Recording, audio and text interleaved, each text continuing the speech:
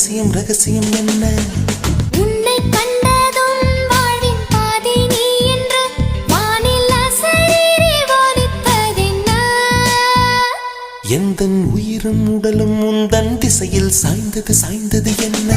உன் மார்பும் உன் தோளும் என் வீடு. என்னென்ன செய்வாயோ உன் பாடு.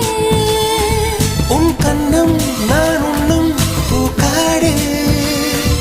உன் உதடே என் உணவு இப்போது.